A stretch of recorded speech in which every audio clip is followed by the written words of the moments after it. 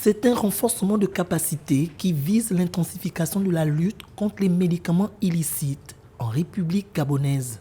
Les forces de police nationales, acteurs majeurs dans cette lutte, seront désormais mieux outillées, notamment dans les procédures de saisie des médicaments illégaux et l'exercice des contrôles dans les marchés. À travers cette initiative, qui concourt à matérialiser l'engagement des plus hautes autorités du pays, il revient à l'ensemble des parties prenantes d'œuvrer avec efficacité et efficience pour parvenir à des résultats probants afin de préserver notre économie et notre système de santé, comme vous l'avez si bien rappelé. Des textes réglementaires en la matière, au rapport de mission et résultats obtenus, en passant par la détection des faux médicaments et autres produits de santé sur le marché.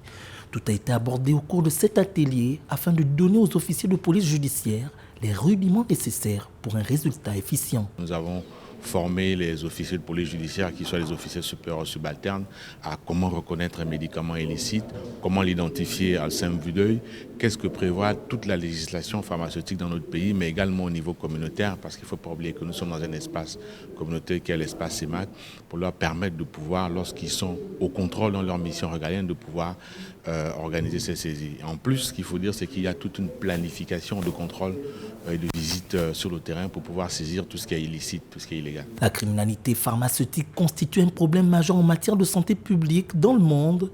Au Gabon, pour lutter contre ce fléau, l'industrie pharmaceutique, les autorités douanières et policières se doivent impérativement de collaborer continuellement.